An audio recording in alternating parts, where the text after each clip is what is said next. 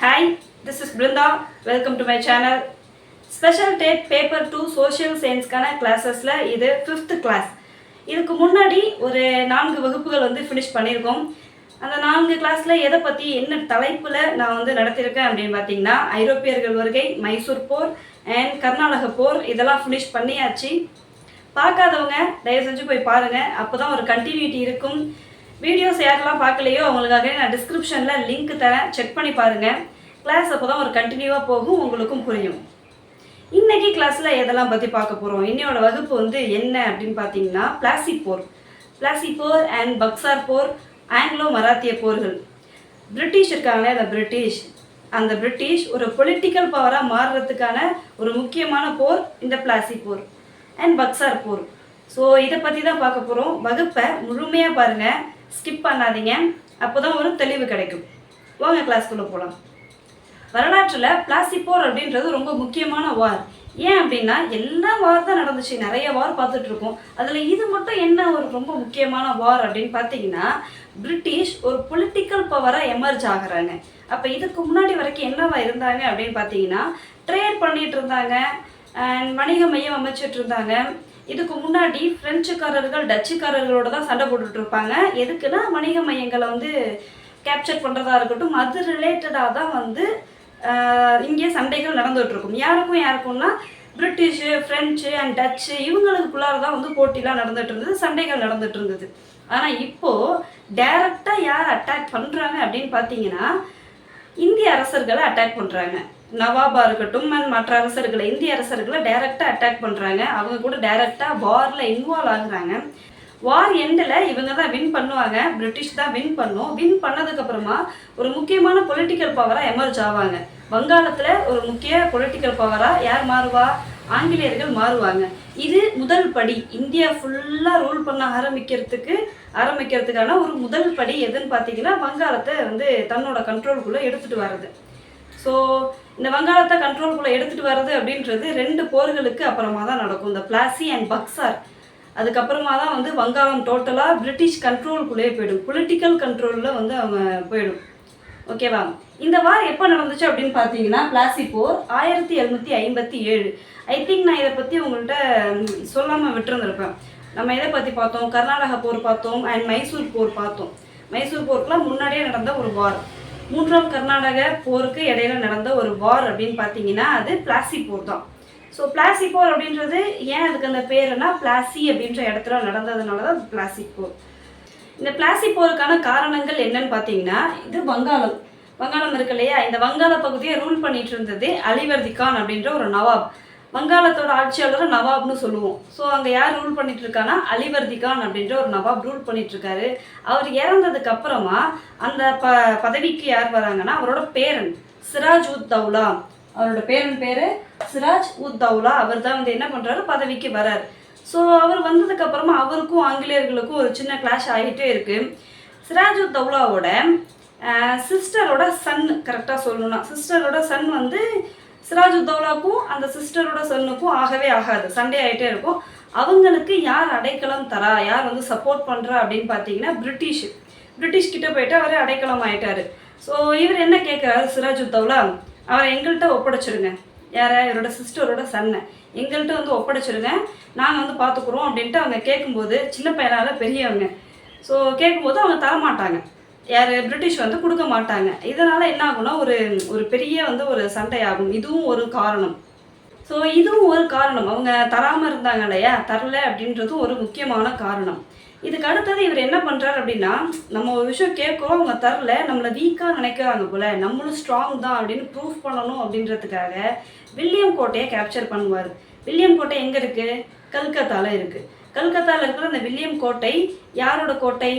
ஆங்கிலேயர்களோட கோட்டை. நான் இதை ஆல்ரெடி நடத்தியிருக்கேன். ஸோ இந்த வில்லியம் கோட்டையை யார் கேப்சர் பண்ணுறா அப்படின்னு பார்த்தீங்கன்னா, சிராஜ் உத் தௌலா. வங்காள நவாபான சிராஜ் உத் தௌலா என்ன பண்ணிடுவார்னா, கேப்சர் பண்ணிடுவார். கேப்சர் பண்ணது மட்டும் இல்லாமல் அங்கே ரொம்ப கொடூரமான ஒரு விஷயத்தை அரங்கேற்றிருப்பார். யார்? சிராஜ் உத் தௌலா. வில்லியம் கோட்டையில் ஒரு சின்ன அறை, அந்த சின்ன அறையில் ஆங்கிலேய அந்த சோல்ஜர்ஸ் இருப்பாங்க இல்லையா, பிரிட்டிஷ் சோல்ஜர்ஸ், அவங்கள 146 பேரை அடைச்சி வச்சுருவார். எத்தனை பேர்? 146 பேர். அதில் மறுநாள் ஓப்பன் பண்ணி பார்க்கும்போது 123 பேர் வந்து இறந்துருவாங்க. ஸோ இந்த சம்பவத்துக்கு பேர், இந்த இன்சிடெண்ட்டுக்கு பேர் என்ன வந்து வச்சுருக்காங்க அப்படின்னு பார்த்தீங்கன்னா, இருட்டறை துயர சம்பவம். ஒரு சின்ன அறை, இருட்டறை, காற்று கூட போகாத அளவுக்கு இருக்கக்கூடிய ஒரு இருட்டறை, அதில் வந்து இத்தனை பேர் அடைச்சி வச்சுருக்காரு.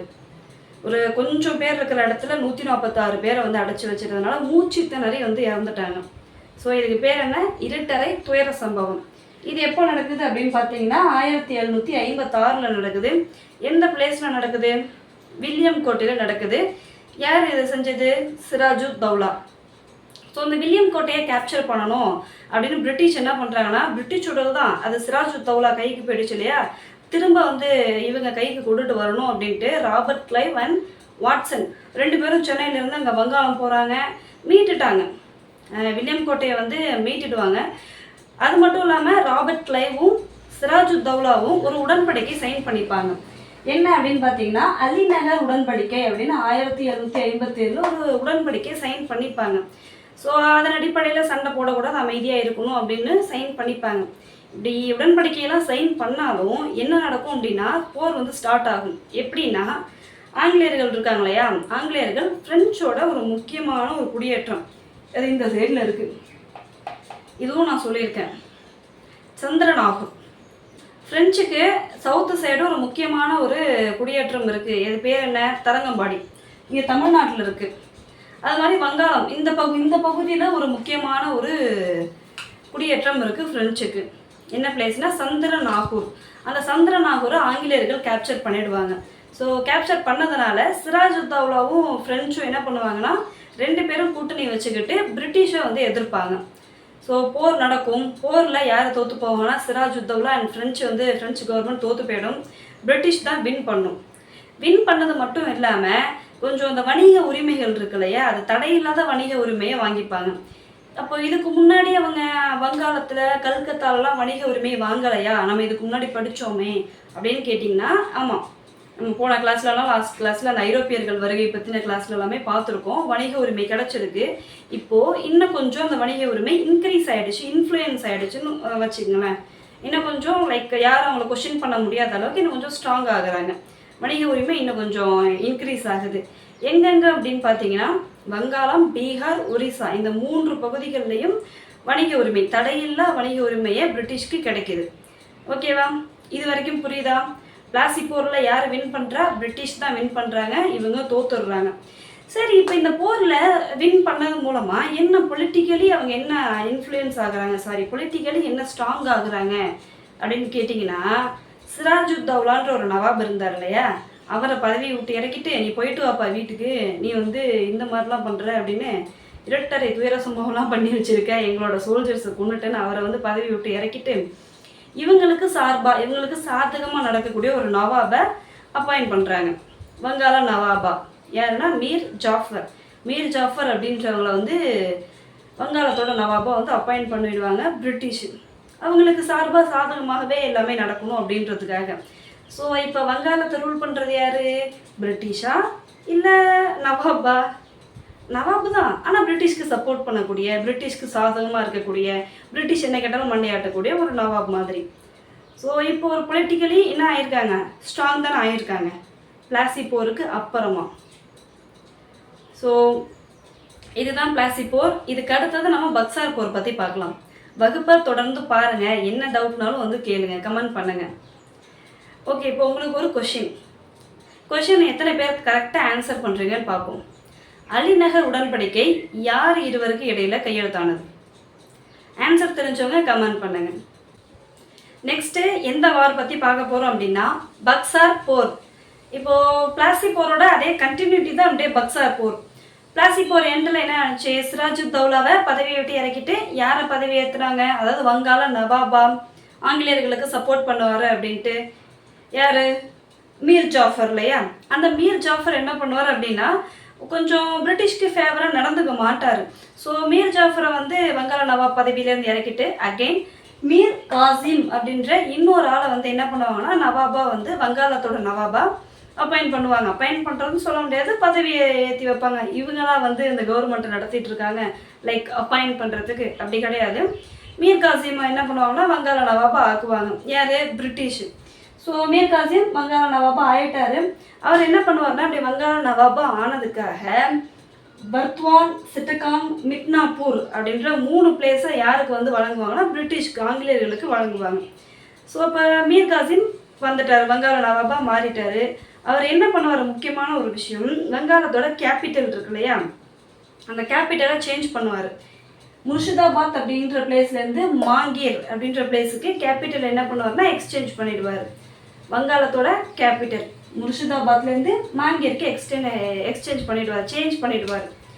ஸோ நல்லா தானே போயிட்டுருக்கு. என்ன பிரச்சனை? இப்போ மீர் காசிம் கிட்ட என்ன பிரச்சனை அப்படின்னு பார்த்தீங்கன்னா, ஆங்கிலேயர்கள் ஒரு விஷயம் பண்ணுவாங்க. ஆங்கிலேயர்களுக்கு கிடைச்ச ஒரு வணிக உரிமை, தஸ்தக் அப்படின்ற ஒரு வணிக உரிமை. என்னது? தஸ்தக் அப்படின்ற ஒரு வணிக உரிமையை, ஒரு ப்ரிவிலேஜை மிஸ்யூஸ் பண்ணுவாங்க. ஓகேவா? அந்த வணிக சலுகை இது வந்து லைக் வரி செலுத்தாமல் இருக்கக்கூடிய ஒரு வணிக சலுகை, அதை வந்து மிஸ்யூஸ் பண்ணுவாங்க. ஸோ மிஸ்யூஸ் பண்ணதுனால என்ன நடக்கும் அப்படின்னா, மீர் காசிம் அதனால் கலகத்தில் ஈடுபடுவார். பிரிட்டிஷ் வந்து தோக்கடிச்சிடுவாங்க. யாராவது மீர் காசிமை தோக்கடிச்சிடுவாங்க. ஸோ தோற்கடிச்சோன்னா என்ன ஆகும்னா, மீர் காசிம் வந்து ஹெல்ப் கேட்கறதுக்கு போவாங்க. அயோத்தி பிளேஸ்க்கு 2 பேர் இருக்குது. அயோத்தின்னு சொல்லலாம், ஆவத். அவர் இங்கிலீஷில் கரெக்டாக சொல்லணும்னா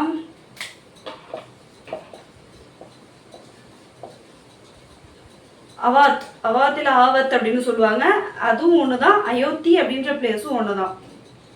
ஸோ யார்கிட்ட ஹெல்ப் கேட்க போகிறாங்க? அயோத்திக்கு தப்பி ஓடிட்டு அயோத்தியோட நவாப் சுஜா உத் தௌலா அவங்கள்ட்ட போய் ஹெல்ப் கேட்குறாங்க. அண்ட் இன்னொருத்தர் வந்து மீர் காசிம்க்கு ஹெல்ப் பண்ணுறாரு. யாருன்னா முகலாய அரசர் 2ஆம் ஷா ஆலம். இவங்க 2 பேரும் சேர்ந்து, இவங்க 2 பேர் ப்ளஸ் மீர் காசிம் 3 பேரும் சேர்ந்து பிரிட்டிஷ்க்கு அகெயின்ஸ்டாக போரில் வந்து ஈடுபடுறாங்க. யார் தோற்று போகிறான்னா, இவங்க 3 பேர் தான் தோற்று போகிறாங்க. பிரிட்டிஷ் வின் பண்ணிடுறாங்க. பிரிட்டிஷ் என்ன பண்ணிடுறாங்க? வின் பண்ணிடுறாங்க. 3 பேர் தோத்துட்டாங்க. ஸோ அடுத்தது என்ன ஆகுது அப்படின்னா, ஒரு உடன்படிக்கை, எப்படி இருந்தாலும் ஒரு வார் நடக்குது, அதில் தோத்துடுறாங்கன்னா ஒரு உடன்படிக்கையை சைன் பண்ணுவாங்க இல்லையா? என்ன உடன்படிக்கை அப்படின்னு பார்த்தீங்கன்னா, 1765 பிப்ரவரி 20 அலகாபாத் உடன்படிக்கை. என்ன உடன்படிக்கை? அலகாபாத் உடன்படிக்கை. சரி, இதுக்கு முன்னாடி இன்னொரு விஷயத்த பார்க்கலாம். போர் வந்து இந்த டேட்டும் ஞாபகம் வச்சுக்கோங்க. 1764 அக்டோபர் 24 தான் பக்சார் போர் வந்து நடக்குது. ஸோ போர் பார்த்துட்டோம். அவங்க வந்து தோத்து போயிடுறாங்க. இந்த 3 பேரும் சேர்ந்து ஒரு கூட்டணி தோத்துடுது. யார் யார்? மீர் காசிம், சுஜா உத்தௌலா அண்ட் 2ஆம் ஷா ஆலம். இவங்க 3 பேர் வந்து தோத்துடுறாங்க. பிரிட்டிஷ் வந்து வின் பண்ணுது. அந்த பிரிட்டிஷோட தளபதி, படை தளபதி யாருன்னா ஹெக்டர் மன்ரோ. பிரிட்டிஷோட படை தளபதி, இந்த போரில் இன்வால்வ் ஆன படை தளபதி வந்து ஹெக்டர் மன்ரோ. அவர் இவங்க 3 பேரையும் தோற்கடிச்சிடுறாரு. மீர் ஜாஃபர் அகெயின், மீர் காசிம் இருந்தாரா, திரும்ப அதுக்கு அடுத்தது மீர் ஜாஃபரே அகெயின் வங்காளத்தோட நவாபா வந்து ஆக்குறாங்க. அவர் இறந்ததுக்கு அப்புறமா அவரோட சன் வந்து நிஜாமுத் தௌலா, அவர் வந்து வங்காளத்தோட நவாபா ஆக்கப்படுவார். இப்போ அலகாபாத் உடன்படிக்கையை பற்றி பார்க்கலாம். அலகாபாத் உடன்படிக்கை எப்போ சைன் பண்ணுறாங்கன்னா 1765 பிப்ரவரி 20 அலகாபாத் உடன்படிக்கை சைன் பண்ணுறாங்க. யார் யார் கூட அப்படின்னா, இந்த தோற்று போன 3 பேர் கூட தான் அலகாபாத் உடன்படிக்கை சைன் பண்ணுறாங்க. ஆப்போசிட்டில் பிரிட்டிஷ் சார்பாக யார் இருக்காங்கன்னா, கவர்னர் யார் இருக்காங்கன்னா ராபர்ட் கிளைவ் இருக்கார். ஓகேவா? Robert Clive. அண்ட் இங்கே யார் யார் இருக்காங்க? 2ஆம் ஷா ஆலம், சுஜா உத்தௌலா, மீர் காசிம் இவங்கெல்லாம் இருக்காங்க. இங்கே ராபர்ட் கிளைவ் இருக்காங்க. ஓகேவா? இவங்களுக்கு இடையில தான் என்ன உடன்படிக்கை? அலகாபாத் உடன்படிக்கை சைன் பண்ணிக்கிறாங்க. ஸோ இந்த அலகாபாத் உடன்படிக்கை படி என்ன அப்படின்னு பார்த்தீங்கன்னா, என்ன அப்படிதான் முக்கியமான விஷயம் என்னன்னா, திவானி ரைட்ஸை வாங்குறாங்க. திவானி ரைட்ஸ் அப்படின்னா வரியை கலெக்ட் பண்ணுற ஒரு ரைட்ஸ். லேண்ட் இருக்கு இல்லையா, விவசாயம்லாம் பார்ப்பாங்க, அது மூலமாக வந்து வரியை கலெக்ட் பண்ணக்கூடிய ஒரு ரைட்ஸு. திவானி ரைட்ஸ் அப்படின்னா வரி வசூலிக்கக்கூடிய ஒரு உரிமை. அந்த வரி வசூலிக்கக்கூடிய உரிமை யாருக்கு கிடைக்குதுன்னா பிரிட்டிஷ்க்கு கிடைக்குது. எந்த பகுதிகளில் அப்படின்னு பார்த்தீங்கன்னா, வங்காளம், பீகார், ஒரிசா, இந்த பகுதிகளில் வரி வசூலிக்கக்கூடிய உரிமை யாருக்கு கிடைக்குது? இவங்களுக்கு, பிரிட்டிஷ்க்கு கிடைக்குது. இது ஒரு முக்கியமான விஷயம். அடுத்தது என்ன அப்படின்னா, துணை சுபேதார் ஆட்சி. துணை சுபேதார் ஆட்சி அப்படின்னா மீர் காசிம் இருக்கார் இல்லையா, மீர் ஜாஃபர், வங்காளத்தோட நவாபா அகைன் யாரை வந்து ஆக்குனாங்கன்னா மீர் ஜாஃபர். அதுக்கடுத்து நிஜாமுத் தௌலாலாம் வந்தார். ஸோ இப்போ அவங்க ரூல் பண்ணிட்டு இருப்பாங்க. அட் த சேம் டைம் அதே அரசவையில், அந்த அவையில் பிரிட்டிஷ் சார்பாக இருக்கக்கூடிய இன்னொரு பிரதிநிதியை அங்கே ரூல் பண்ணிட்டு இருப்பாங்க. பிரிட்டிஷ் சார்பாக இருக்கக்கூடிய ஒரு ரெப்ரசன்டேட்டிவ் எங்கே இருப்பாங்க, அந்த வங்காள நவாபோட அரசவையில் இருப்பாங்க. ஸோ இதுக்கு பேர் என்ன அப்படின்னு பார்த்தீங்கன்னா இரட்டை ஆட்சி. இந்த இரட்டை ஆட்சியை யார் கொண்டுட்டு வரா, யார் இன்ட்ரடியூஸ் பண்ணுறா அப்படின்னு பார்த்தீங்கன்னா ராபர்ட் கிளைவ். ஸோ இப்படி தான் என்ன பண்ணுறாங்க, இரட்டை ஆட்சியை இன்ட்ரடியூஸ் பண்ணுறாங்க. யார், ராபர்ட் கிளைவ் வங்காளத்தில் இன்ட்ரடியூஸ் பண்ணியிருக்காங்க. ஸோ இந்த பிளாசி போர் அண்ட் பக்சார் போரோட முடிவில் என்ன ஆகுது, பிளாசி போரோட முடிவில் கொஞ்சம் பொலிட்டிக்கலி ஸ்ட்ராங் ஆகுறாங்க, ஒரு முதல் படியை வந்து எடுத்து வைக்கிறாங்க.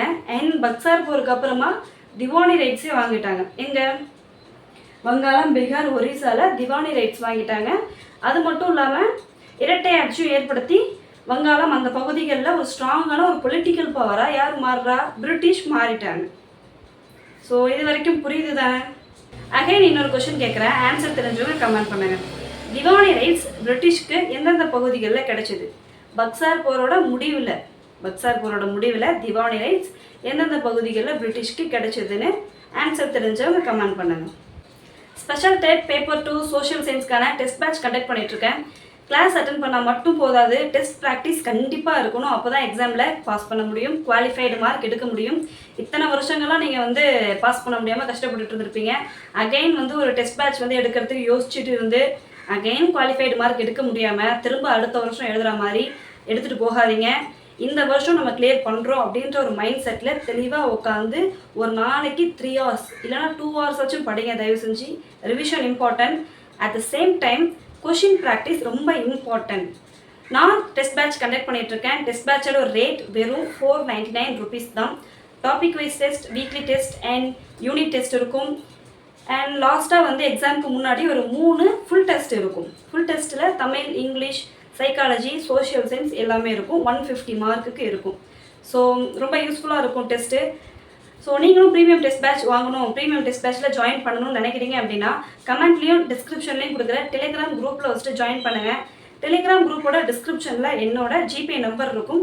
ஜிபே நம்பருக்கு 499 rupees பே பண்ணிவிட்டு அந்த பேமெண்ட் ஸ்க்ரீன்ஷாட் எனக்கு தனியாக சென்ட் பண்ணுங்கள். குரூப்பில் சென்ட் பண்ணாதீங்க, தனியாக சென்ட் பண்ணுங்கள். நான் வந்து உங்களை ப்ரீமியம் டெஸ்ட் பேட்ச் குரூப்பில் ஆட் பண்ணிவிடுவேன். போர் அண்ட் பக்சார் போர் ஃபினிஷ் பண்ணியாச்சு. நெக்ஸ்ட் எதை பற்றி பார்க்க போகிறோம்னா முதலாம் ஆங்கிலேய மராத்திய போர். இந்த வார் எந்த காலத்துக்கு இடையில நடந்துச்சு அப்படின்னா 1775 to 1782 இந்த கால இடைவெளியில் தான் முதலாம் ஆங்கிலேய மராத்திய போர் நடந்தது.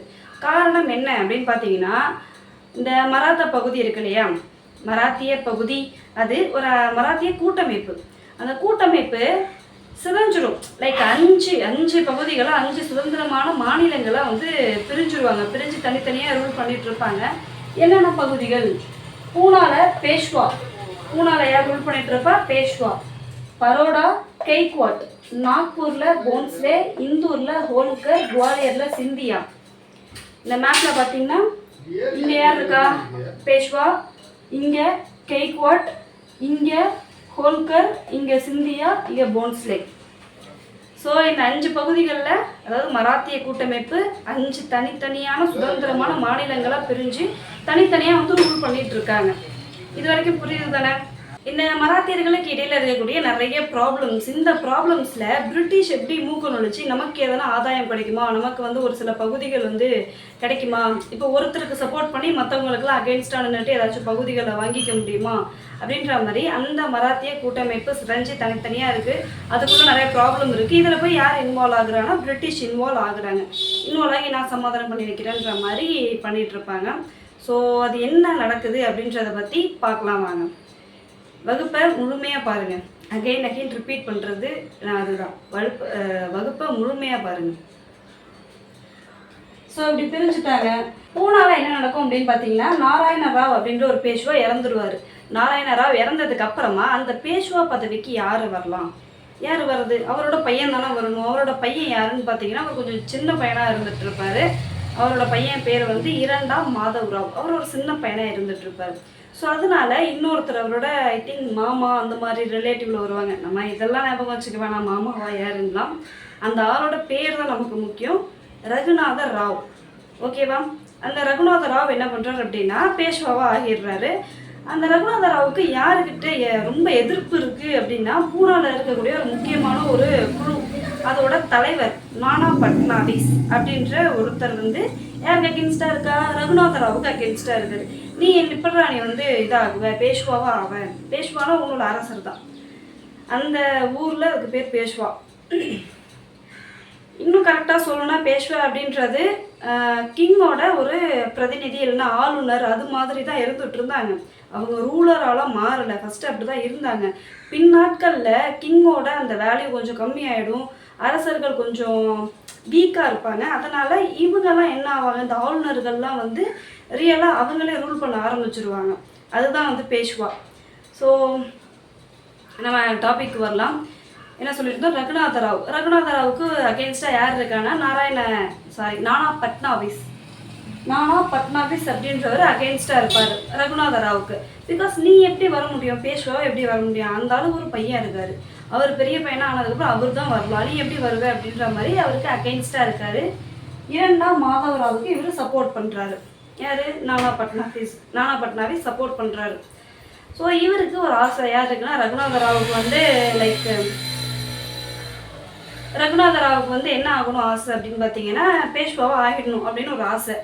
இந்த ஆள் ஒன்று ஏதாச்சும் பேச்சுவார்த்தை நடத்திருக்கலாம் இவங்களுக்குள்ளார, அதெல்லாம் பண்ணாமல் பிரிட்டிஷ்கிட்ட போய் ஹெல்ப் கேட்குறாரு. பிரிட்டிஷ் என்ன நினைப்பா, இதான் சாக்கு, நம்மளோட விரிவாக்க கொள்கையை ஆரம்பிப்போம், நம்ம ஏதாச்சும் ஒரு பகுதி அவங்கள்ட்ட இருந்து கொடுக்க முடியுமா, இவருக்கு ஹெல்ப் பண்ணுறது மூலமாக வேறு ஏதாச்சும் பகுதி கிடைக்குமா அப்படின்னு தானே யோசிப்பான். ஸோ ரகுநாதராவ் என்ன பண்ணுறாருன்னா, பிரிட்டிஷ்கிட்ட போயிட்டு ஹெல்ப் கேட்குறாரு. யார் அப்போ இருக்காங்கன்னா, வாரன் ஹேஸ்டிங் இருக்கார். அந்த வாரன் ஹேஸ்டிங்கிட்ட போய்ட்டு ஹெல்ப் கேட்கும்போது ஒரு ட்ரீட்டி சைன் பண்ணிக்கிறாங்க. 1775 ரகுநாதராவும் வாரன் ஹேஸ்டிங்கும், ஆங்கிலேயர்கள் சார்பாக வந்து யார் சைன் பண்ணோன்னா வாரன் ஹேஸ்டிங்கும் ரகுநாதராவும் சூரத் உடன்படிக்கையில் சைன் பண்ணிப்பாங்க. இவங்க வந்து அவங்களுக்கு ஹெல்ப் பண்ணுறதா, பிரிட்டிஷ் வந்து ரகுநாதராவுக்கு ஹெல்ப் பண்ணுறதா வந்து சப்போர்ட் பண்ணியிருப்பாங்க, சைன் பண்ணியிருப்பாங்க. பட் அது செல்லாது. ஏன் அப்படின்னா, கம்பெனி ஒத்துக்காது, கம்பெனியோட அந்த தலைமை அது வந்து அந்த சூரத் உடன்படிக்கைக்கு அங்கீகாரம் கொடுக்க மாட்டாங்க, ஒத்துக்க மாட்டாங்க. ஸோ அது நடைமுறைக்கு வரல. அதுக்கு அடுத்தது என்ன நடக்குது அப்படின்னா, இன்னும் ப்ராப்ளம் பூனாவில் நடந்துக்கிட்டே தான் இருக்குது. பூனாவில் இன்னும் ஒரு பீஸ்ஃபுல்லாக அமைதி வந்து நிலவலை. சரி, நம்ம வந்து இப்போ அங்கே போய்ட்டு ஒரு ஆள் அனுப்பி என்ன பண்ணலான்னா, ஒரு அமைதி நிலவரத்துக்கு ஏதாச்சும் ஹெல்ப் பண்ணலாம் அப்படின்னு வாரன் ஹேஸ்டிங் யார் அனுப்புகிறா அப்படின்னு பார்த்தீங்கன்னா, அப்டன் அப்படின்றவரை பூனாக்கு அனுப்புகிறாங்க. பூனாக்கு அனுப்பி அங்கே இருக்கக்கூடிய இந்த நானா பட்னாவிஸ் முக்கியமான ஒரு ஆள் அப்படின்னு சொன்னேன் இல்லையா, அந்த தலைவர்களில் முக்கியமான ஆள் நானா பட்னாவிஸ், அவர்கிட்ட பேச்சுவார்த்தை நடத்திட்டு அங்கே ஒரு ட்ரீட்டி வந்து சைன் பண்ணுறாங்க. இது பிஒய்க்யூவில் கேட்டிருக்காங்க. இந்த ட்ரீட்டி 1776 புரந்தர் உடன்படிக்கை. அப்டன் தான் சைன் பண்ணாருன்னு நம்ம எடுத்துக்க வேணாம். ஆங்கிலேயர்களுக்கும் நானா பட்னாவிஸ்க்கும் இடையில என்ன ட்ரீட்டி சைன் பண்ணப்பட்டது, என்ன ட்ரீட்டி, புரந்தர் உடன்படிக்கை எந்த வருஷம், 1776. இது பிஒய்க்யூவில் கேட்டிருக்காங்க. ஸோ ட்ரீட்டியோட வருஷங்கள், யாருக்கு இடையில சைன் பண்ணாங்கன்றது நம்ம தெரிஞ்சுக்கிட்டு தான் ஆகணும். அண்ட் இந்த ட்ரீட்டியும் வந்து நடைமுறைக்கு வராது. இப்போ இந்த ட்ரீட்டியும் வந்து நடைமுறைக்கு வராது. ஸோ இப்படி ப்ராப்ளம் போய்கிட்டே இருக்கும். பிரிட்டிஷ் என்ன பண்ணுவாங்க திடீர்னு அப்படின்னு பார்த்தீங்கன்னா, 1781 பாப் ஹாமின் அப்படின்ற ஒரு படை தளபதியை யார் சென்ட் பண்ணுவாங்க அப்படின்னா, வாரன் ஹேஸ்டிங் பாப் ஹாமின் அப்படின்ற ஒரு படை தளபதியை 1781 மகதாஜி சிந்தியாவுக்கு அகெயின்ஸ்டாக அனுப்புவார். அவரும் மகதாஜி சிந்தியாவை தோக்கடிச்சிடுவார். யார் இந்த மகதாஜி சிந்தியா அப்படின்னா, சிந்தியாவில் ரூல் பண்ணக்கூடிய ஒரு ஆள். சிந்தியா, குவாலியர் அண்ட் சிந்தியா, குவாலியரில் ரூல் பண்ணக்கூடிய அரசருக்கு பேர் என்ன, சிந்தியா. ஓகேவா?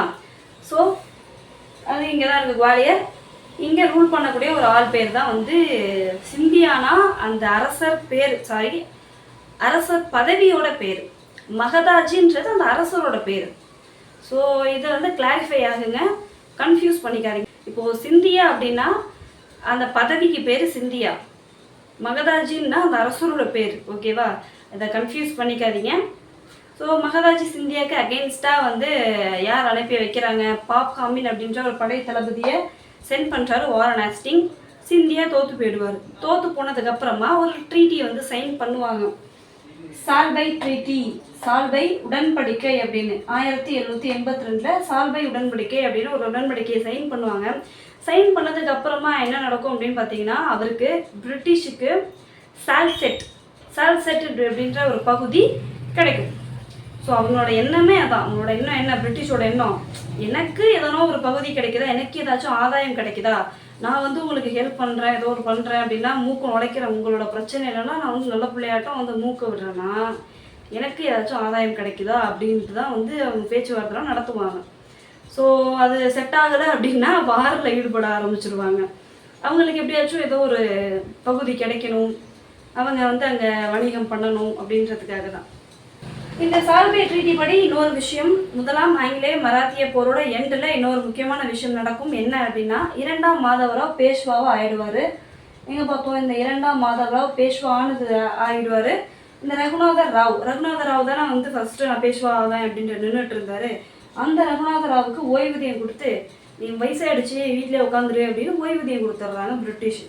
ஓய்வூதியம் வாங்கிட்டு இவங்களுக்கு பிரிட்டிஷ்க்கு என்ன ஆதாயம், சால்செட். ஒரே ஒரு விஷயம்தான், இவங்க ஒத்துமையாக இருந்திருந்தா, இந்திய அரசர்கள் எப்போதுமே ஒத்துமையாக இருந்திருந்தா பிரிட்டிஷால் இங்கே ஒரு பெரிய விரிவாக்க கொள்கையெல்லாம் வந்து நடைமுறைப்படுத்தியிருக்க முடியாது, நிறைய பகுதிகளை கேப்சர் பண்ணியிருக்க முடியாது. இவங்க என்ன பண்ணாங்க அப்படின்னா, இங்கே இருக்கக்கூடிய அரசர்கள் பதவிக்கு ஆசைப்பட்டுட்டு ஒருத்தர் சண்டை போட்டுட்டு எனக்கு தான் அந்த பதவி வேணும்னு யாருக்கிட்ட போய் ஹெல்ப்க்கு நிற்பாங்க அப்படின்னா பிரிட்டிஷ்கிட்ட ஹெல்ப்க்கு நிற்பாங்க. ஸோ அவன் என்ன பண்ணுவான், இது எப்படி நம்ம வந்து யூட்டிலைஸ் பண்ணிக்க முடியும், இவங்களை எப்படி நம்ம வந்து லைக் நமக்கு சாதகமாக என்னென்ன பண்ணிக்க முடியும்னு யோசிச்சு அவன் அதை பண்ணிப்பான். ஸோ எப்போதுமே யூனிட்டி அப்படின்றது ரொம்ப இம்பார்ட்டண்ட். தேர்ட் பர்சனை எப்போதுமே இன்வால்வ் ஆக விடக்கூடாது. அது எதுக்காக இருந்தாலும் பொருந்தும். இப்போது முதலாம் ஆங்கிலேய மராத்திய போர் வந்து ஃபினிஷ் ஆகிடுச்சு, முடிவு பெற்றது. அதுக்கப்புறமா என்ன சிச்சுவேஷன் இருக்குது அப்படின்னு பார்த்தீங்கன்னா, தௌலத் ராவ் சிந்தியா வருவார். இதுக்கு முன்னாடி யார் இருந்தா, மகதாஜி சிந்தியா தான் அந்த சிந்தியான்ற பகுதி, குவாலியர் பகுதியை ரூல் பண்ணிட்டு இருந்தாங்க இல்லையா, அவர் இறந்துருவார். தௌலத் ராவ் சிந்தியா அப்படின்றவர் ஆட்சிக்கு வருவார். நெக்ஸ்ட் என்ன ஆகும் அப்படின்னு பார்த்தீங்கன்னா, இரண்டாம் மாதவ் ராவ் அவர் என்ன பண்ணுவார் அப்படின்னா, இந்த மராத்திய கூட்டமைப்பை எப்படியாச்சும் ஒன்றிணைக்கணும் அப்படின்னு நிறைய எஃபோர்ட்டெல்லாம் போடுவார். பட் அதில் தோல்வியை தான் தழுவுவார். ரொம்ப டிப்ரெஷனான அவர் இவங்களை திருத்த முடியாது அப்படின்ட்டு அவர் தற்கொலை செஞ்சுப்பார். யார், இரண்டாம் மாதவ் ராவ் பேஷ்வாவாக இருந்தார் இல்லையா. எப்போ பேஷ்வாவாக இருந்தார், ஃபஸ்ட்டு ஆங்கிலோ மராத்தா வாரோட எண்டில் அவர் தான் பேஷ்வாவாக ஆயிடுவார். ஸோ அந்த பேஷ்வா என்ன பண்ணுறாருன்னா தற்கொலை பண்ணிக்கிறாரு, இரண்டாம் மாதவ் ராவ். அடுத்தது என்ன நடக்குதுன்னா, அவர் தற்கொலை பண்ணதுக்கப்புறமா ரகுநாத ராவ் இருக்கார்ல, ரகுநாத ராவ் ஓய்வூதியம் வாங்கிட்டு இருந்தார்ல, அவரோட சன்னு ரொம்ப வீக்கான ஒரு பையன். வீக்குன்னா ஃபிசிக்கலி வீக்காக ஒல்லியாக இருப்பாங்க அப்படிங்காதீங்க, பொலிட்டிக்கலி அந்த மைண்டெலாம் வந்து ரொம்ப ஸ்ட்ராங் கிடையாது. அவர் கரெக்டாக சொல்லணும்னா அரசர்னால் ரொம்ப வில் பவர் இருக்கணும்ல, ரொம்ப சண்டைலாம் போடுறதுல ரொம்ப திறமையான ஆளாக இருக்கணும் இல்லையா, அதெல்லாம் அந்தளவுக்கு கிடையாது. கொஞ்சம் வீக்கான ஒரு அரசர், வீக்கான ஒரு ரகுநாத ராவோட சன், ஒரு வீக் பர்சன். அவர் தான் யாருன்னா இரண்டாம் பாஜிராவ். அவர் என்ன ஆகுறாருன்னா பேஷ்வா ஆகிடுறாரு. இரண்டாம் மாதவராவ் இறந்ததுக்கப்புறமா இந்த இரண்டாம் பாஜிராவ் வந்து என்ன ஆகிடுவாருன்னா பேஷ்வா ஆகிடுவார். இன்னொரு முக்கியமான ஒரு விஷயம், பூனாவில் இருந்த ஒரு முக்கியமான ஒரு தலைவர் நானா பட்னாவிஸ் இறந்துருவார். இவரும் இறந்ததுக்கப்புறமா இந்த முக்கியமான ஆட்கள்லாம் போயிட்டாங்க. ஒரு முக்கியமான ஆட்கள்லாம் என்ன ஆகிட்டாங்க, இறந்துட்டாங்க. ஸோ பிரிட்டிஷ்க்கு இன்னும் கொஞ்சம் ஈஸியாகிடும், அவங்களெல்லாம் வந்து கண்ட்ரோல் பண்ணுறது ரொம்ப ஈஸியாகிடும். ஸோ இப்போ என்ன நடக்குது அப்படின்னு பார்த்தீங்கன்னா, ஹோல்கர் அப்படின்ற ஒரு குரூப்புக்கும், ஹோல்கர் நான் ஃபஸ்ட்டே நடத்தும்போது சொல்லியிருந்தேன், ஹோல்கருக்கும் சிந்தியாவுக்கும் சண்டை போயிட்டே இருக்குது. அந்த ஹோல்கர் பகுதியோட அரசர் யார் அப்படின்னு பார்த்தீங்கன்னா, ஹோல்கர்னா பகுதி கிடையாது, ஹோல்கர்னா அந்த அரச பதவி, அதுதான் ஹோல்கர். ஜஸ்வந்த் ராவ் ஹோல்கர் வெர்சஸ் தௌலத் ராவ் சிந்தியா. ஓகேவா, ஜஸ்வந்த் ராவ் ஹோல்கருக்கும், ஹோல்கர் அப்படின்றவங்க எந்த பகுதியை ரூல் பண்ணாங்க அப்படின்னு கமெண்ட்டில் சொல்லுங்கள். ஞாபகம் இருக்கான்னு பார்ப்போம்.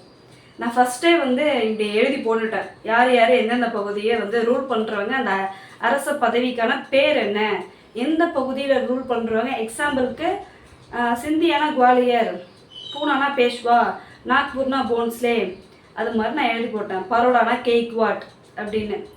ஸோ ஹோல்கர் அப்படின்றது எந்த பகுதியை ரூல் பண்ணவங்க அப்படின்னு கமெண்ட் செக்ஷனில் சொல்லுங்கள். ஸோ ஜஸ்வந்த் ராவ் ஹோல்கர் வெர்சஸ் தௌலத் ராவ் சிந்தியா, ரெண்டு பேருக்கும் சண்டை போயிட்டே இருக்குது. இதில் பேஷ்வா யாருக்கு சப்போர்ட் பண்ணுவார் அப்படின்னு பார்த்தீங்கன்னா, பேஷ்வா வந்து இந்த சிந்தியாவுக்கு சப்போர்ட் பண்ணுறாரு. ஸோ தௌலத் ராவ் சிந்தியாவுக்கு சப்போர்ட் பண்ணுறாரு. எனக்கு அகேன்ஸ்டாக நீ அந்த ஆளுக்கு சப்போர்ட் பண்ணுறிய அப்படின்ட்டு ஹோல்கர் என்ன பண்ணுவார்னா, ஜஸ்வந்த் ராவ் ஹோல்கர், யஷ்வந்த்னு சொல்லலாம் இல்லை ஜஸ்வந்த்னு சொல்லலாம்.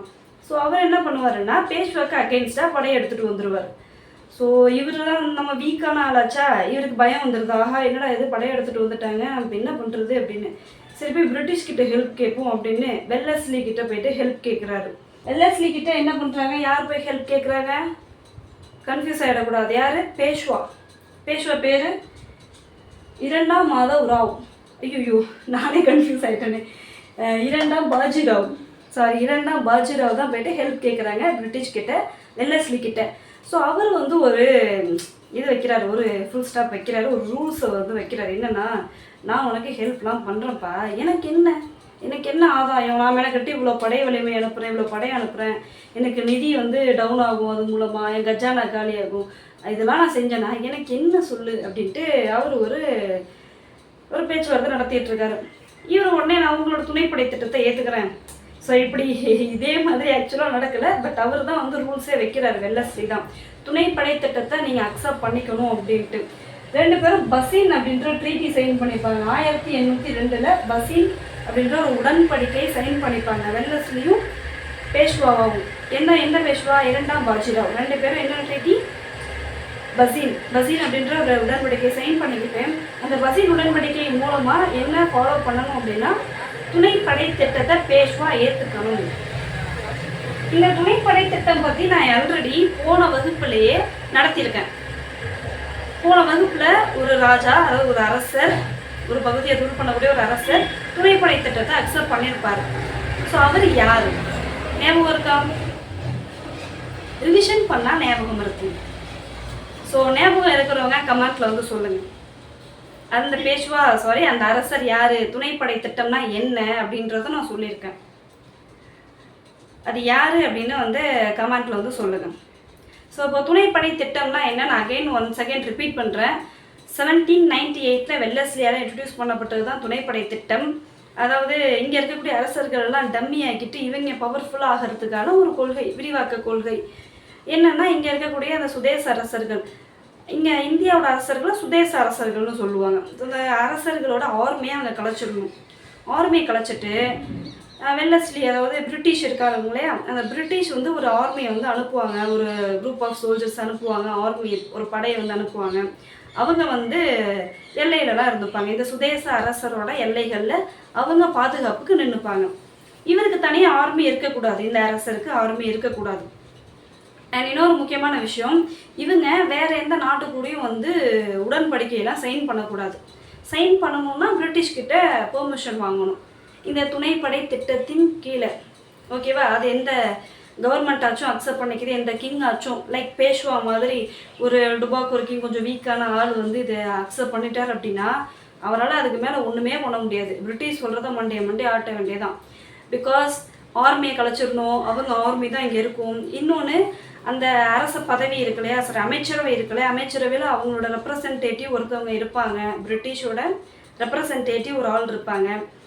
அப்போது நம்மளால் பர்சனலாக எதுவுமே அங்கே டிஸ்கஸ் பண்ணவே முடியாது. அது ஒரு விஷயம் இருக்குது. இவங்க வேறு யாருக்கிட்டேச்சும் ஹெல்ப் கேட்கணும் அப்படின்னாலும் கேட்க முடியாது. இவனுங்க ஹெல்ப் கேட்டால் அவனுங்க அட்டாக் பண்ண ஆரம்பிச்சிருவாங்க. இவங்க திருப்பி அடிக்கிறதுக்கு, சுதேச அரசர்கள் திரும்ப அடிக்கிறது ஆர்மியும் இருக்காது. ஸோ இவங்க ஹெல்ப்பே கேட்கணுன்னு திங்கே பண்ண மாட்டாங்க. ஏன் ஹெல்ப் கேட்கக்கூடாதுன்னு அதுதான் ரூல்ஸு. வேறு எந்த எக்ஸாம்பிளுக்கு இப்போ டச்சுக்காரர்கள் இல்லை ஃப்ரெஞ்சுக்காரர்கள்லாம் இருந்தாங்களே, அவங்கள்ட்டலாம் ஹெல்ப்புக்கு போயிடக்கூடாது. ஸோ இதுதான் துணைப்படை திட்டம். இதை வெல்லஸ்லி இன்ட்ரடியூஸ் பண்ணுறாரு. அந்த துணைப்படை திட்டத்தை இப்போ யார் அக்செப்ட் பண்ணிக்கிறான்னா பேஷ்வா அக்செப்ட் பண்ணிக்கிறாரு. ஹோல்கருக்கு அகெயின்ஸ்டாக ஒரு படையை அனுப்பி ஹோல்கரை தோக்கடிச்சிடுவார். ஓகேவா? இப்போது பேஷ்வா யாருக்கு கீழே கிட்டத்தட்ட இருக்கார், யாருக்கு கீழே வந்துட்டார், கிட்டத்தட்ட பிரிட்டிஷ் சொல்கிறத மண்டே ஆட்டுற ஸ்டேஜுக்கு வந்துட்டார். இதை பார்த்துட்டு ஒரு 2 பகுதியை சேர்ந்த அரசர்கள் பயந்துருவாங்க. மராத்திய கூட்டமைப்புக்கு இன்னொரு பெரிய ஒரு கெட்ட விஷயம் நடக்குது, என்ன இந்த மாதிரி வந்து அவர் துணைப்படை திட்டத்தை அக்செப்ட் பண்ணிக்கிறாரு. அக்செப்ட் பண்ணிட்டாங்கன்னா அடுத்தடுத்த அந்த மராத்திய கூட்டமைப்பில் இருக்கக்கூடிய மற்ற பகுதியை ஆளக்கூடிய அந்த அரசர்களையும் என்ன பண்ணுவாங்க, நீனும் அக்செப்ட் பண்ணிக்கோன்றதை ஃபோர்ஸ் பண்ண ஆரம்பிச்சிருவாங்க. ஸோ இந்த கூட்டமைப்பு ஆல்ரெடி தனித்தனியாக செதஞ்சு 5 சுதந்திர மாநிலங்களாக தான் இருக்குது. அது இன்னும் வந்து வீக் ஆகிடும், இன்னும் வந்து ஃபுல்லாகவே உடஞ்சிரும் அப்படின்ற காரணத்துக்காக ஒரு 2 பேர் வந்து எதிர்ப்பாங்க. எதுக்கு அகேன்ஸ்டாக? ஆங்கிலேயர்களுக்கு அகேன்ஸ்டாக வந்து எதிர்ப்பை காட்டுவாங்க. அதுதான் 2ஆம் ஆங்கிலேய மராத்திய போர். வாங்க பார்க்கலாம், கண்டினியூவாக பாருங்கள். 2ஆம் ஆங்கிலேய மராத்திய போர். 2ஆம் ஆங்கிலேய மராத்திய போருக்கான காரணம் என்னன்னா, அந்த ஃபர்ஸ்ட்டு வார் நடந்துச்சுல்ல, அந்த ஃபர்ஸ்ட் வாரோட என்ன நடந்தது? பேஷ்வா என்ன பண்ணாருன்னா, துணைப்படை திட்டத்தை அக்செப்ட் பண்ணிக்கிட்டார். ஸோ துணைப்படை திட்டத்தை அக்செப்ட் பண்ணோன்னே மற்ற மாநிலங்களும் அதை அக்செப்ட் பண்ணிக்கிற சுச்சுவேஷன் வந்துடும். அண்ட் அது மட்டும் இல்லாமல் அந்த கூட்டமைப்பு ஏற்கனவே தனித்தனியாக இருக்குது, இன்னும் வந்து மராத்தியர்களோட பவர் வந்து வீக் ஆகிடும் அப்படின்றதுக்காக ஒரு 2 பேர் வந்து அதுக்கு அகெயின்ஸ்டாக வந்து நிற்பாங்க. எதுக்கு அகெயின்ஸ்டாக? பேஷ்வா துணைப்படை திட்டத்தை அக்செப்ட் பண்ணதுக்கு அகெயின்ஸ்டாக. துணைப்படை திட்டம்னா என்னன்னு சொன்னோம் தானே, ஞாபகம் இருக்குது தானே? துணைப்படை திட்டம்னா என்ன சொன்னால் ஞாபகம் இருக்குது தானே? ஆர்மியை கலைச்சிடணும். ஆங்கிலேய ஆர்மி தான் இங்கே வந்து என்ன பண்ணுவாங்க, அவங்க வந்து இங்கே இருப்பாங்க. அந்த சுதேச அரசரோட ஆட்சி பகுதியில், அந்த எல்லை பகுதியில் ஆங்கிலேய படைகள் தான் நிற்கும். அது மட்டும் இல்லாமல் முக்கியமான ஒரு விஷயம் என்ன, வேறு யார் கூடயாச்சும் ஒரு ஒப்பந்தம் பண்ணணும், பேச்சுவார்த்தை நடத்தணும் அப்படின்னாலும் ஆங்கிலேயர்களோட பெர்மிஷன் இல்லாமல் பேச முடியாது. ஓகேவா? ஸோ அதுதான் துணைப்படை திட்டம். அதை பேஷ்வா அக்செப்ட் பண்ணதுக்கு அப்புறமா இந்த 2 பேர் ரொம்ப அகெயின்ஸ்டாக இருக்காங்க. அதுக்கு தௌலத் ராவ் சிந்தியா, ரகோஜி போன்ஸ்லே, இவங்க 2 பேரும் சேர்ந்து என்ன பண்ணுறாங்கன்னா பிரிட்டிஷ்க்கு அகெயின்ஸ்டாக வந்து போர் தொடுக்குறாங்க. பிரிட்டிஷ் சைடு யார் இருக்கான்னா வெல்லஸ்லி இருக்காரு. ஸோ வெல்லஸ்லிக்கும் இவருக்கும் வந்து போர் நடக்குது. இவங்க 2 பேருக்கும். இவங்க 2 பேரும் தோல்வியை தான் தழுவுறாங்க. இவங்க 2 பேருக்குடையும் தனித்தனியாக வெல்லஸ்லி ஒரு ஒப்பந்தத்தில் சைன் பண்ணுவார். என்னன்னு பார்த்தீங்கன்னா, சிந்தியா கூட சுர்ஜி அர்ஜுகான், போன்ஸ்லே கூட தியோகான் அப்படின்ற 3 ட்ரீட்டி வந்து ஒப்பந்தம் வந்து சைன் பண்ணிப்பாங்க. அண்ட் இதில் ஒருத்தர் வந்து நடுநிலைமையை வச்சுட்டு இருப்பார். யாருன்னா ஜஷ்வந்த் ராவ் ஹோல்கர். அவர் போர்லாம் இன்வால்வ் ஆகிருக்க மாட்டார், நடுநிலைமையில தான் இருப்பார். இருந்தாலும் அவரையும் வந்து எப்படியாச்சும் டிஃபீட் பண்ணிடணும் அப்படின்ற காரணத்துக்கு பிரிட்டிஷ் வெயிட் பண்ணிட்டு இருக்கும். இவர் என்ன பண்ணிட்டு இருப்பார், வேற ஏதோ ஒரு பிளேஸை வந்து படையெடுத்து போயிட்டு அதை இன்வைட் பண்ணிட்டு கொள்ளையடிச்சிட்டு இருக்கும்போது பிரிட்டிஷ் அதில் இன்வால்வ் ஆகி ஹோல்கரையும் தோக்கடிச்சிடுவாங்க. ஸோ இதோட செகண்ட் ஆங்கிலோ மராத்தா வார் ஓவர். ரொம்ப ஷார்ட் தான். செகண்ட் ஆங்கிலோ மராத்தா வார் வந்து ஷார்ட் தான். தேர்டுமே கொஞ்சம் சின்னதாக தான் இருக்கும். ஓகேவா? செகண்ட் ஆங்கிலோ மராத்தா வாரில் என்ன ட்ரீட்டி, இந்த ஞாபகம் வச்சுக்கணும். யார் கூட சைன் பண்ணாங்க இந்த ட்ரீட்டி அப்படின்னு பிஒய்க்யூவில் கேட்டிருக்காங்க. சிந்தியா, அதாவது தௌலத் ராவ் சிந்தியா கூட வெல்லஸ்லி, சுர்ஜி அர்ஜுகான் ஒப்பந்தமும், போன்ஸ்லே அதாவது ரகோஜி போன்ஸ்லே கூட தியோகான் ஒப்பந்தமும் சைன் பண்ணியிருக்காங்க. போன்ஸ்லே அப்படின்றவங்க எந்த பகுதியை ரூல் பண்ண, போன்ஸ்லே அப்படின்ற அரசர், அந்த அரசு பதவி எந்த பகுதியை ரூல் பண்ணவங்களுக்கு பேர் போன்ஸ்லே. நான் இதுக்கு முன்னாடி சொல்லியிருக்கேன். சிந்தியா அப்படின்னா வந்து எந்த பகுதி, போன்ஸ்லேனா எந்த பகுதி, பூனாவில் வந்து ரூல் பண்ணவங்களுக்கு பேர் என்ன அப்படின்றது எல்லாமே நான் வந்து சொல்லியிருக்கேன். இதில் போன்ஸ்லே வந்து எந்த பகுதியை ரூல் பண்ணாங்க அப்படின்றது கமெண்ட் செக்ஷனில் சொல்லுங்கள். இன்னொரு முக்கியமான விஷயம், இந்த 2ஆம் ஆங்கிலோ மராத்திய வாருக்கு அப்புறமா என்ன நடக்குது அப்படின்னா, மராத்தியர்கள் இன்னும் வீக் ஆயிடுறாங்க. ஆங்கிலேயர்களுக்கு கப்பம் கட்டுறதுக்கு தள்ளப்படுறாங்க. கப்பம்னா என்னன்னு தெரியல, வரி பே பண்ணுறதுக்கு அவங்க தள்ளப்படுறாங்க. இன்னும் வீக் ஆகிட்டாங்க. இப்போ தேர்ட் ஆங்கிலோ மராத்தா வார் பற்றி பார்க்கலாம், கண்டினியூவாக பாருங்கள். 2ஆம் ஆங்கிலேய மராத்திய போர் மூலமாக பிரிட்டிஷ்க்கு என்ன பகுதி கிடைக்குது அப்படின்னா அகமதாபாத். இந்த அகமதாபாத்ன்றது இங்கே தான் இருக்குது. இந்த அகமதாபாத் அப்படின்ற ஒரு பகுதி கிடைக்குது. யாருக்கே பிரிட்டிஷ்க்கு கிடைக்குது. நெக்ஸ்ட் இதை பற்றி பார்க்க போகிறோம் அப்படின்னா தேர்ட் ஆங்கிலோ மராத்திய போர், 3ஆம் ஆங்கிலேய மராத்திய போர் எந்த கால இடைப்பகுதியில் நடக்குதுன்னா 1817 to 18 இந்த கால இடைப்பகுதியில் தான் நடக்குது.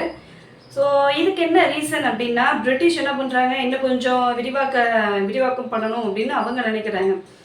இவங்க என்ன நினைக்கிறாங்க, மராத்தியர்கள் இழந்த பவரை திரும்ப வந்து ரீகெயின் பண்ணணும், திரும்ப பெறணும், இழந்த பவரை திரும்ப பெறணும் எப்படியாச்சும் அப்படின்னு அவங்க நினச்சிக்கிட்டு பிரிட்டிஷ்க்கு அகெயின்ஸ்டாக எல்லாரும் மாறுறாங்க. யார் எந்தெந்த மராத்திய கூட்டமைப்பில் யார் வந்து பிரிட்டிஷ்க்கு அகெயின்ஸ்டாக மாறுறாங்க அப்படின்னு பார்த்தீங்கன்னா, பேஷ்வா 2ஆம் பாஜிராவ் இருக்கார் இல்லையா, அந்த ஆள் தானே ஃபஸ்ட்டு என்ன பண்ணார், துணைப்படை திட்டம்லாம் அக்செப்ட் பண்ணிக்கிட்டாரு. பட் இப்போ என்ன பண்ணுறாருன்னா, மராத்திய கூட்டமைப்பில் இணைஞ்சு எல்லாரும் சேர்ந்து நம்ம பிரிட்டிஷ்க்கு அகெயின்ஸ்டாக நிற்போம் அப்படின்னு. ஸோ இவங்க எல்லாரும் ஒன்று சேருவாங்க. பேஷ்வா 2ஆம் பாஜிராவ், 2ஆம் மூத்தோஜி போன்ஸ்லே, 3ஆம் மல்ஹர் ராவ் ஹோல்கர். ஓகே, இவங்க 3 பேரும் சேர்ந்து பிரிட்டிஷ்க்கு அகெயின்ஸ்டாக வந்து இருக்காங்க. பிரிட்டிஷ்க்கும் இவங்களுக்கும் போர் நடக்குது. எந்த இடத்துல அப்படின்னு பார்த்தீங்கன்னா பிரிட்டிஷ்க்கும் இவங்களுக்கும் போர் நடக்குது. யார் இருக்கா அப்படின்னா ஹேஸ்டிங்ஸ். பிரிட்டிஷ் சைடில் யார் இருக்காங்கன்னா ஹேஸ்டிங்ஸ், படை தளபதி பேர் ஜெனரல் தாமஸ் ஹிஸ்லாப் அப்படின்றவர் இருக்காங்க.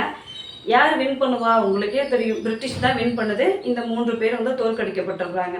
ஸோ இதோட விளைவு 3ஆம் ஆங்கிலேய மராத்திய போரோட விளைவு பேஷ்வா பதவியே வந்து ஒழிச்சிட்டாங்க. பேஷ்வா பதவியை வந்து ஒழிச்சிட்டு அவங்க அந்த பிளேசஸ்லாம் இருக்குல்ல, பேஷ்வா ரூல் பண்ண பிளேசஸாக இருக்கட்டும், இந்தூர் ஹோல்கர் அப்படின்றவங்க, அடுத்து வேறு என்ன பார்த்தோம், சிந்தியா அப்படின்றவங்க, வேறு யார் பற்றி பார்த்தோம்னா போன்ஸ்லே. ஸோ இதெல்லாம் அவங்களோட அனெக்ஸ் பண்ணிக்கிறாங்க. இந்த பகுதிகளெல்லாம் யாரோட அனெக்ஸ் பண்ணிக்கிறாங்க? பிரிட்டிஷோட வந்து இணைச்சிக்கிறாங்க. அனெக்ஸ்டுனா இணைத்தல். ஸோ இந்த பகுதிகளெல்லாம் வந்து என்ன பண்ணுறாங்கன்னா, மராத்திய கூட்டமைப்பு ரூல் பண்ண பகுதிகள்லாம் யார் கைக்கு போகுது? சிலது வந்து பம்பாய் மாகாணத்தோட இணைக்கிறாங்க. லைக் பேஷ்வா ரூல் பண்ண பகுதிகள்லாம் பம்பாய் மாகாணத்தோடு இணைக்கிறாங்க. இன்னும் மற்ற பகுதிகள்லாம் என்ன பண்ணுறாங்கன்னா ஆங்கிலேயர்கள் வந்து அவங்களுக்கு கீழே வந்து எனெக்ஸ் பண்ணிக்கிறாங்க. ஸோ இப்படி மராத்திய கூட்டமைப்பே வந்து ஒன்றும் இல்லாமல் போயிடுச்சு. பேஷ்வா பதவியெல்லாம் முடிச்சாச்சு. எதன் விளைவு? 3ஆம் ஆங்கிலேய மராத்திய போரோட விளைவு பேஷ்வா பதவி நீக்கம். ஓகேவா? இதை ஞாபகம் வச்சுக்கோங்க. அது மட்டும் இல்லாமல் பேஷ்வா 2ஆம் பாஜிராவுக்கு ஓய்வூதியம் கொடுத்துட்டாங்க. அண்ட் அது மட்டும் இல்லாமல் பேஷ்வா 2ஆம் பாஜிராவுக்கு ஓய்வூதியமும் வந்து கொடுத்துட்டாங்க. வருடாந்திர ஓய்வூதியம் ஒரு 8 லட்சம் ஓய்வூதியம் வந்து கொடுத்துட்டாங்க. நீ சொல்லிட்டேன், பம்பாயோட பேஷ்வா ஆட்சி செய்த பகுதி பம்பாயோட அனெக்ஸ் பண்ணியாச்சு அப்படின்னு. ஸோ இதோட பிளாசி போர், பக்சார் போர், 3 ஆங்கிலேய மராத்திய போர்கள் பார்த்துருக்கோம். கிளாஸ் இதோட ஓவர். என்ன டவுட் அப்படின்னாலும் கமெண்ட் பண்ணுங்கள். இல்லை உங்களுக்கு வேறு ஏதாச்சும் இன்னும் எக்ஸ்ட்ரா இன்ஃபர்மேஷன் தெரியும் அப்படின்னாலும் வந்து கமெண்ட்டில் சொல்லுங்கள், மற்றவங்க பார்த்து தெரிஞ்சுப்பாங்க. நான் கேட்ட கேள்விகளுக்கு எல்லாமே வந்து கமெண்ட்ஸில் வந்து ஆன்சர் பண்ணுங்கள். நான் ரெஸ்பான்ஸ் பண்ணுறேன். உங்களுக்கும் எப்படி வந்து புரிஞ்சிருக்குன்றது தெரியணும்ல. ஸோ இதுக்கு முன்னாடி கிளாஸில் இருந்து ஒரு கேள்வி கேட்டிருக்கேன். இதெல்லாம் உங்களுக்கு எப்படி புரிஞ்சிருக்கா, ஞாபகம் இருக்கான்னு எனக்கு தெரியணும். ஸோ கேட்ட கேள்விகளுக்கு தெளிவான இல்லை கரெக்டான பதில், தப்பாக இருந்தாலும் பரவாயில்ல, பதில் வந்து சொல்லுங்கள், கமெண்ட்ஸில் வந்து சொல்லுங்கள். அண்ட் ஃபீட்பேக்கும் கொடுங்க. டீச்சிங் எப்படி ஓகேவா, இல்லை இன்னும் கொஞ்சம் பெட்டராக இருக்கணுமா அப்படின்னு டீச்சிங்கை பற்றினா உங்களோட ஃபீட்பேக்கும் கண்டிப்பாக வந்து கமெண்ட்ஸில் சொல்லுங்கள். ஸ்பெஷல் டேட் பேப்பர் 2 சோஷியல் சயின்ஸ்க்கான டெஸ்ட் பேட்ச் நான் கண்டக்ட் பண்ணிகிட்ருக்கேன். ஜாயின் பண்ணணும்னு விருப்பப்படுறவங்க டெலிகிராம் குரூப்பில் வந்து ஃபஸ்ட்டு ஜாயின் பண்ணுங்கள். டெலிகிராம் குரூப்போட லிங்க் டிஸ்கிரிப்ஷன்லேயும் கமெண்ட்ஸ்லேயும் நான் வந்து பின் பண்ணுறேன், செக் பண்ணி பாருங்கள். குரூப்பில் வந்து ஜாயின் பண்ணதுக்கப்புறமா குரூப் டிஸ்கிரிப்ஷனில் என்னோட ஜிபே நம்பர் இருக்கும். அந்த ஜிபே நம்பருக்கு 499 rupees பே பண்ணிவிட்டு பேமெண்ட் ஸ்க்ரீன்ஷாட்டை வந்து எனக்கு தனியாக சென்ட் பண்ணுங்கள். நான் உங்களை ப்ரீமியம் டெஸ்ட் பேட்ச் குரூப்பில் ஆட் பண்ணிவிடுவேன். இன்றைக்கி டெஸ்ட் வந்து நடக்க போகுது. என்ன டெஸ்ட்னா வீக்லி டெஸ்ட். ஒரு 50 கேள்விகள் வந்து அடங்கிய ஒரு வீக்லி டெஸ்ட் நடக்க போகுது. இதுக்கு முன்னாடி வகுப்புகள் எல்லாத்தையும் சேர்த்து ஐரோப்பியர்கள் வருகை, மைசூர் போர், மராத்தா போர், அண்ட் வேறு என்ன நம்ம பார்த்துருக்கோம், கர்நாடக போர்கள், இது எல்லாத்தையும் சேர்த்து இப்போ நடத்துகிற மராத்திய போர் எல்லாமே சேர்த்து என்ன பண்ண போகிறோம்னா டெஸ்ட்டில் இன்க்ளூட் பண்ணியிருக்கேன். டெஸ்ட்டு நடக்க போகுது. இன்றைக்கி நைட்டு டெஸ்ட்டும் நடக்கும். ஜாயின் பண்ணணும்னு விருப்பப்படுறவங்க பே பண்ணிவிட்டு ஜாயின் பண்ணுங்கள். கண்டிப்பாக யூஸ்ஃபுல்லாக இருக்கும், டிசப்பாயின்ட் பண்ணிட மாட்டேன்.